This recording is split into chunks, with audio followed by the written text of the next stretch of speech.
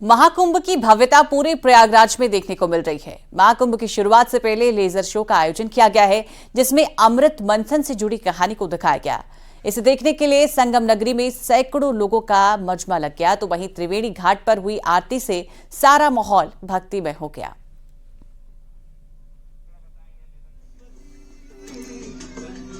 तो प्रयागराज में laser show का आयोजन किया गया, जहां पर इसे देखने के लिए भक्तों का जमावड़ा लग गया। इस वक्त संगम नगरी प्रयागराज एक अलग ही रंग में नजर आ रही है और इसके साथ ही इस लेजर शो ने भक्तों का मन मोह लिया।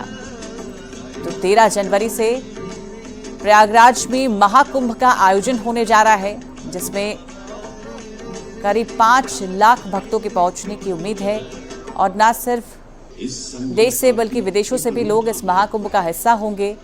तमाम सेलिब्रिटीज भी इस महाकुंभ का हिस्सा होने वाले हैं और इस कार्यक्रम में कई रंग देखने को मिल रहे हैं। तो आपकी टीवी स्क्रीन पर इस वक्त 2 तस्वीरें हैं। पहली तस्वीर लेजर शो की है और दूसरी तस्वीर गंगा आरती की। तो इस वक्त प्रयागराज में हमें हर रंग देखने को मिल रहे हैं। तो सभी की निगाहें इस वक्त प्रयागराज पर और इस भव्य आरती और लेजर शो ने वहां मौजूद भक्तों का मन मोह लिया। तो त्रिवेणी की संगम घाट पर ये भव्य आरती की गई।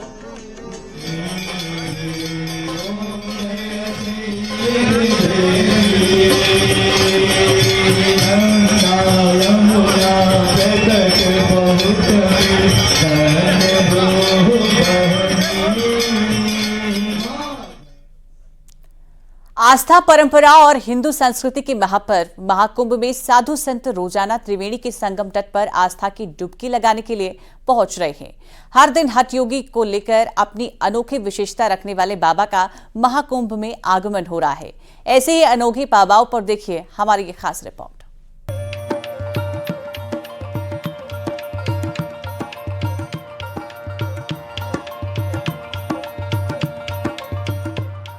महाकुंभ के पावन अवसर पर संगम की रेती पर साधु संतों का आना लगातार जारी है। इस बीच संतों की विशेष साधनाएं लोगों का ध्यान आकर्षित कर रही हैं। महाकुंभ परिसर में चारों ओर साधना, भक्ति और तपस्या का अद्वितीय मिलन देखने को मिल रहा है।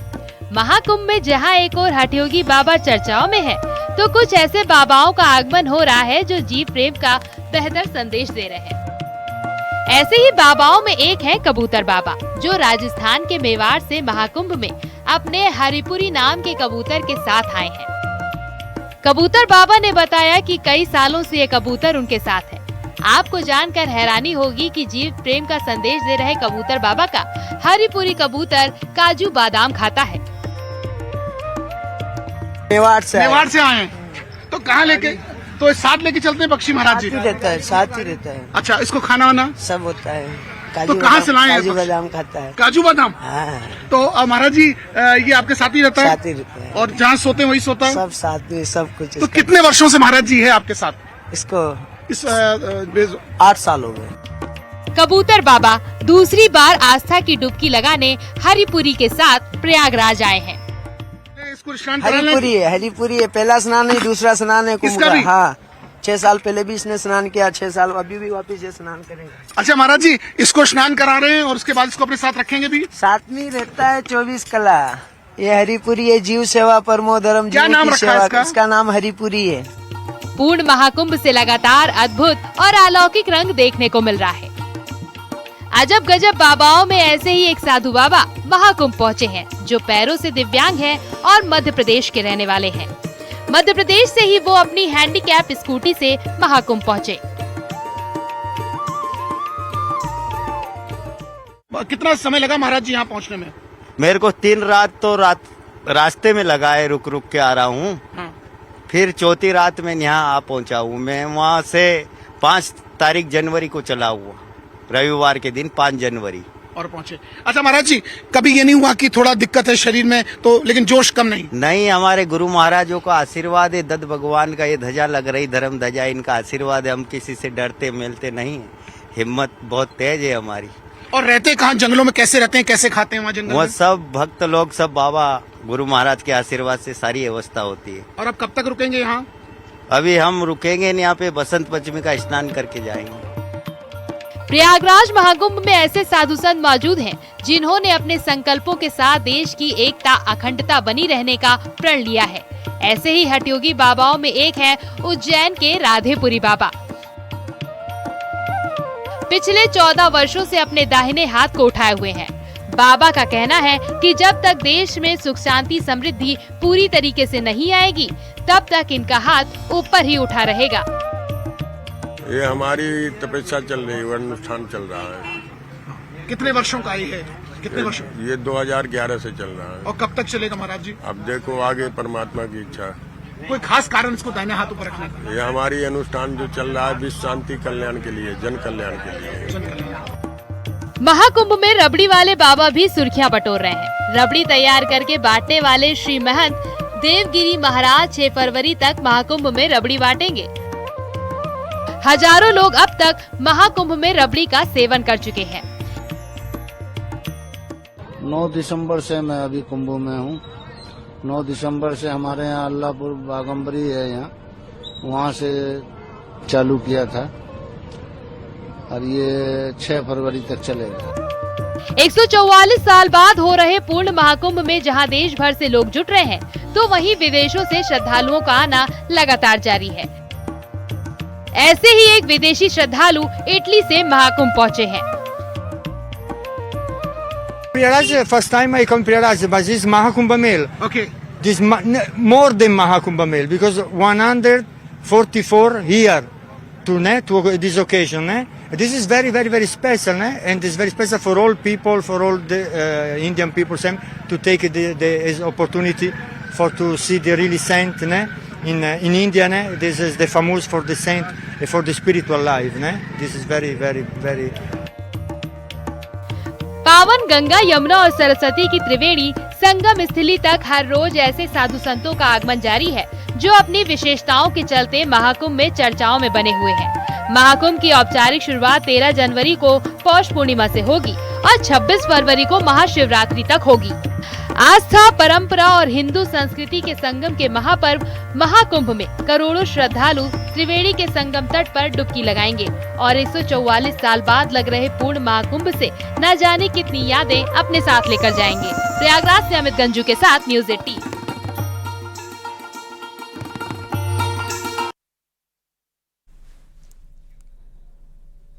संगम नगरी में लगने वाले महाकुंभ के लिए प्रयागराज पूरी तरीके से तैयार है। अब बस 13 जनवरी का इंतजार है।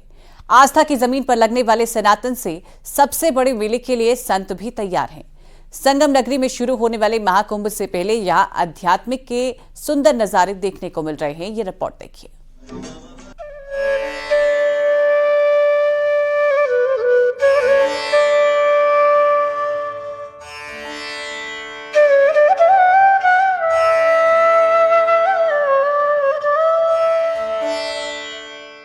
संगम नगरी में लगने वाले महाकुंभ के लिए तैयारियां एकदम फाइनल राउंड में है।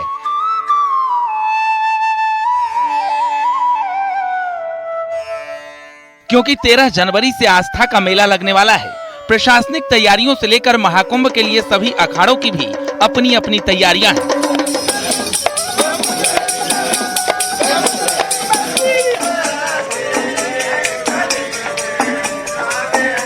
महाकुंभ के लिए अखाड़ों में हवन की शुरुआत ध्वनि से की जाती है, जहां पर साधु संत ध्वनि मोर पंख के साथ नृत्य करते नजर आ जाएंगे।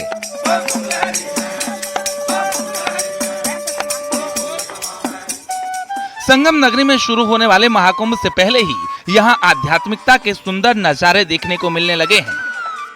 धर्मगुरु, साधु संत सभी महाकुंभ के उत्सव में डूबे हुए नजर आ रहे हैं। महाकुंभ 2025 में हर जगह अलग तस्वीर देखने को मिल रही है। कि ऐसी भी तस्वीर यहाँ जूना अखाड़ा में देखने को मिल रही है, जहां साधु महंत ने आज से इस यज्ञ की शुरुआत की और उसके साथ ही शुरुआत के साथ साथ देखे कैसे झूम के ये भक्त इस हवन की शुरुआत से पहले पूरा अपना का यहाँ तक कि देखा जा सकता है कि इनका जोश कहीं से कम होता नहीं दिख रहा है। बात करना चाहेंगे संगम जोगी शिवड़ा सन्यासी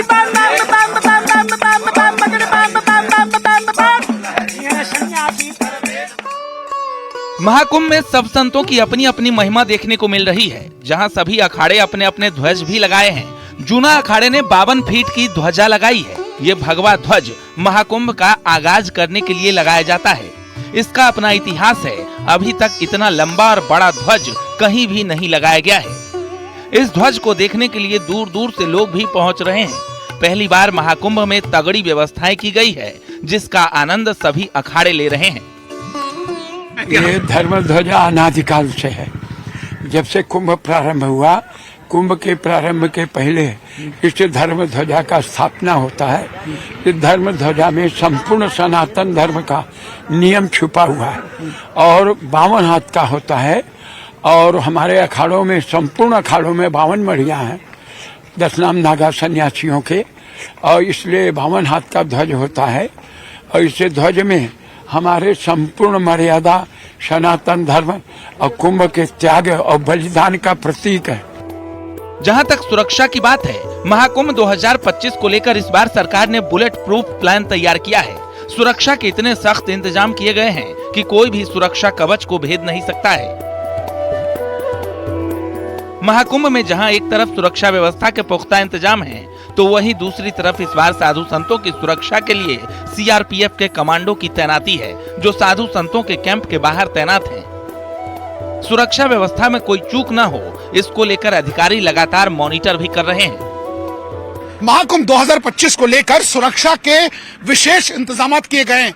जहां एक और पुलिस, पीएससी, तो वहीं सीआरपीएफ भी मुस्तैद दिख रही है। इस वक्त न्यूज 18 टीम ग्राउंड जीरो पर उन अखाड़ों के पास है जिनकी सुरक्षा का जिम्मा उन कंधों पर है, जो सीमाओं को जिन्होंने सुरक्षित किया है। जो सीआरपीएफ के जवान, आप देख सकते हैं कि इस ठंड में कैसे मुस्तैद और अपनी पोजीशन पे, और यही दृश्य हर अखाड़े के जो द्वार है उस पर देखे जा सकते हैं। ऑफिसर्स कैसे अलर्ट मोड पे वॉकी टॉकीज लेके, और दोनों एंट्रेंस और एग्जिट दोनों गेट्स पर ये जवान मुस्तैद है। और देखिए इस ठंड में जहां एक तरफ पारा गिरता जा रहा है, टेम्परेचर इनके हाथ पे आप देख सकते हैं ग्लव्स कवर करके रखे हुए, पूरी सुरक्षा में मुस्तैद है ये जवान, ताकि किसी प्रकार की कोई मिसहैंडलिंग ना हो, किसी प्रकार कोई मिसक्रिएंट्स ना हो। इसका विशेष ध्यान रखा गया और क्षेत्र में कहीं ना कहीं पीस बना रहे, उसका विशेष ध्यान रखा गया। और सीआरपीएफ के जवान, अगर इन कैंप्स की बात की जाए तो ऐसे 43 अखाड़े हैं जिन पर ये सीआरपीएफ के जवान मौजूद हैं, और इनकी ड्यूटीज भी चेंज होती रहती हैं। और ऐसे में हर आने जाने वाले ऊपर इन्होंने नजर रखी है। वॉच टावर्स बनाए गए और इसके अलावा पेट्रोलिंग टीम भी यहाँ मौजूद है। आस्था की जमीन पर सनातन के सबसे बड़े मेले में इस बार श्रद्धालुओं को कई ऐसी नई सुविधाएं मिलने वाली हैं, जिसकी किसी ने कल्पना भी नहीं की होगी, क्योंकि संगम की रेती पर 45 दिनों के लिए दुनिया का सबसे हाईटेक शहर बस गया है। Bureau report, news 18।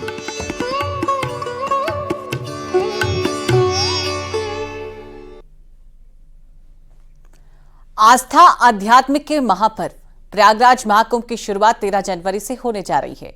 महाकुंभ की तैयारियां भी लगभग पूरी हो गई हैं। ऐसे में प्रयागराज के अलावा उत्तर प्रदेश के बाकी जिले भी महाकुंभ के लिए तैयार हैं। शिव बाबा की प्रिय नगरी काशी के वाराणसी कैंट रेलवे स्टेशन ने महाकुंभ श्रद्धालुओं के लिए विशेष व्यवस्था की है। कैंट रेलवे स्टेशन पर श्रद्धालुओं को टिकट के लिए असुविधा न हो, उसके लिए पहली बार मोबाइल यूटीएस मशीन की व्यवस्था लागू की गई है। क्या होती है मोबाइल यूटीएस सुविधा, उसे देखिए हमारी इस रिपोर्ट में।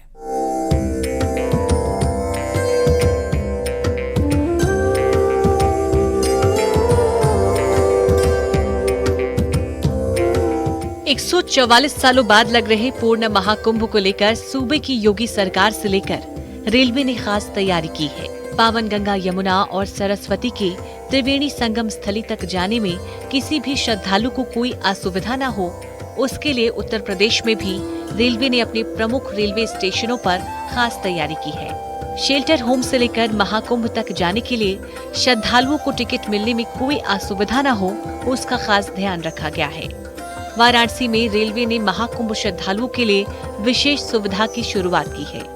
इस सुविधा में श्रद्धालुओं के पास टिकट काउंटर खुद चलकर आएगा और प्रयागराज महाकुंभ जाने के लिए टिकट देगा। इस सुविधा का नाम है mobile UTS, mobile ticket machine, जिसकी सहायता से श्रद्धालुओं को टिकट के लिए ना तो भटकना पड़ेगा और ना ही उन्हें लंबी लाइनों में लगना पड़ेगा। वाराणसी कैंट रेलवे स्टेशन पर मोबाइल यूटीएस मशीन के साथ कर्मचारियों को नियुक्त किया गया है, जो अपने साथ मशीन को लेकर पूरे स्टेशन परिसर में घूमते रहेंगे। स्टेशन पर महाकुंभ श्रद्धालु, जिसमें सामान्य से लेकर दिव्यांग श्रद्धालुओं को उनके डेस्टिनेशन तक का टिकट काटकर तुरंत देंगे। फिलहाल मोबाइल यूटीएस मशीन के जरिए जनरल टिकट ही दिए जाएंगे। ये MUTS है, MUTS यानी मोबाइल यूटीएस है। ये उन यात्रियों को ध्यान में रखकर किया गया है जो दिव्यांग हो, बुजुर्ग हो या जो पहली बार स्टेशन आए हों, जिनको कि काउंटर का ठीक से पता नहीं है। तो हमारे जो भी स्टाफ इसको हैंडल करेंगे या ऑपरेट करेंगे वो राउंड द क्लॉक रहेंगे और वो उन यात्रियों तक अपनी पहुंच बनाएंगे। तो ऐसे यात्री जो कि टिकट है, जिनको लाइन में लगने की जरूरत नहीं होगी, आवश्यकता नहीं होगी, उन तक हम अपनी पहुंच बनाएंगे और उनको प्लेटफॉर्म से लेके यात्रा टिकट तक इस MUTS के थ्रू जारी करेंगे। कुंभ में भीड़ को देखते हुए काफ़ी सहायक होगा। जो हमारे होल्डिंग एरिया है वहाँ पे कुछ लोग आके ठहराव करेंगे और उनको फिर से पुनः ATVM पे या फिर काउंटर पे आके टिकट लेना पड़ेगा। तो उससे बेहतर है कि हम वहाँ पे एक ATVM वाले MUTS दिए रहेंगे, उनको वहीं पे टिकट मिल जाया करेगा। ये कितने संख्या में यहाँ पर? ये हमारे मेला के दौरान टोटल हमारे पास 6 रहेंगे। कहा जाए तो वाराणसी से महाकुंभ में जाने वाले श्रद्धालु निश्चिंत होकर रेलवे स्टेशन पर जाएं, क्योंकि वाराणसी में रेलवे ने आपके लिए चलती फिरती मोबाइल टिकट मशीन की सुविधा शुरू कर दी है, जो आप तक खुद चल कर आएगी। इसको लेकर के हम चलते टहलते रहेंगे, लोगों से पूछताछ करते रहेंगे, या कोई जैसे रस में दौड़ रहा है किसी तरफ, उसको बुलाएंगे, पूछेंगे क्या टिकट चाहिए, किस लिए दौड़ रही है। इसको देख करके वो खुद तो समझेगा भी और हम टहल करके उसको देखेंगे। जो काउंटर पे जा रहे हैं वो तो जा ही रहे हैं, वो तो टिकट ले ही रहे हैं। जो वहाँ नहीं पहुँच पा रहे हैं या जो बहुत हरी में हैं उनको चेकआउट करेंगे और उनको टिकट से जारी करेंगे। बताते चले कि वाराणसी कैंट रेलवे स्टेशन पर आम दिनों में 1 लाख तक यात्री अपने डेस्टिनेशन तक जाने के लिए पहुंचते हैं। कुंभ के दौरान इस संख्या में इजाफा होने की पूरी संभावना है। ऐसे में महाकुंभ के लिए वाराणसी कैंट स्टेशन पर हाईटेक सुविधाओं का बेहतर विकल्प सामने लाया गया है। वाराणसी से रवि पांडे के साथ न्यूज़ 18।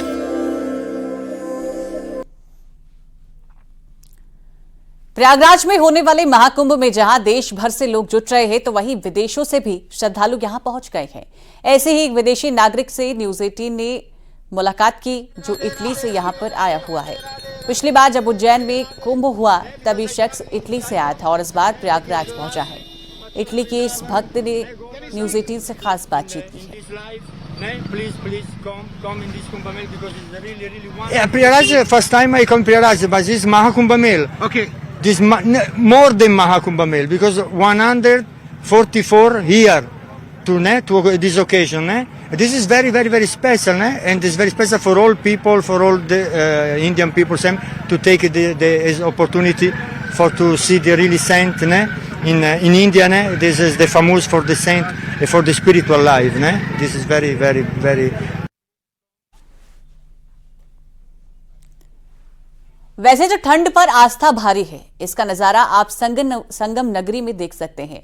अब आपको ये भी बताते हैं कि महाकुंभ के दौरान स्नान और अमृत स्नान के दिन मौसम का क्या हाल होगा। महाकुंभ स्नान में कैसी ठंड रहने वाली है, इस रिपोर्ट में देखिए।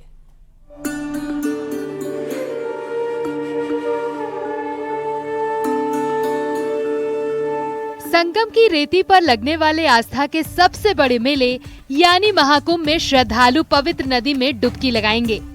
मान्यताओं के अनुसार कुंभ मेले में स्नान का अपना एक विशेष महत्व माना जाता है। वैसे तो कुंभ में पूरे महीने स्नान के लिए श्रद्धालुओं का आना जाना लगा रहता है, लेकिन इस दौरान अमृत स्नान का सबसे ज्यादा महत्व माना जाता है। अगर आप भी इस बार महाकुंभ में गंगा स्नान करने का मन बना रहे हैं, तो हम आपको बता रहे हैं कि महाकुंभ 2025 में अमृत स्नान की तिथियों में मौसम का हाल क्या रहेगा।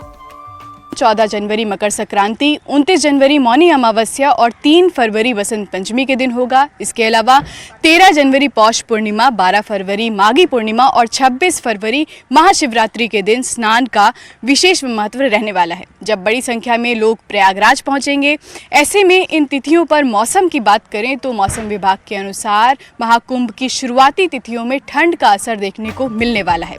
उत्तर भारत के अधिकांश हिस्सों में शीतलहर का प्रभाव है, जिसमें प्रयागराज भी शामिल है। पहाड़ों पर बर्फबारी और न्यूनतम तापमान में गिरावट के कारण ठंड बढ़ गई है। इस बार शीतलहर और गिरते तापमान के बीच दुनिया भर से करोड़ों श्रद्धालु महाकुंभ में पहुंचेंगे। मौसम विभाग के अनुसार महाकुंभ की शुरुआत और अमृत स्नान के दिन प्रयागराज में हल्की ठंड महसूस होगी। तो आने वाले दिनों की बात करें तो फिलहाल कल के लिए थोड़ा कोहरे का अलर्ट है, उसके बाद 2 दिन थोड़ा बारिश का है, थंडरस्टॉर्म लाइटनिंग के साथ जो हमारा सेंट्रल पार्ट है और वेस्टर्न पार्ट है और जो सदर्न पोर्शन है प्रयागराज समेत कल और परसों थोड़ा सा बादलों की आवाजाही के साथ एक हल्की बूंदाबांदी के आसार है। उसके बाद फिर थोड़ा मौसम साफ रहेगा, हालांकि मॉर्निंग आवर में कोहरे की स्थिति बनी रहेगी। 45 दिन तक चलने वाले महाकुंभ में इस बार 3 अमृत स्नान होंगे। इसके अलावा 3 ऐसी तारीख होंगी जिस पर स्नान करना भी काफी शुभ है। जहां तक स्नान की बात है तो 13 जनवरी को पौष पूर्णिमा पर महाकुंभ का पहला स्नान होगा और 14 जनवरी को मकर संक्रांति पर पहला अमृत स्नान, 29 जनवरी को मौनी अमावस्या के दिन दूसरा अमृत स्नान और 3 फरवरी को बसंत पंचमी के दिन तीसरा अमृत स्नान होगा।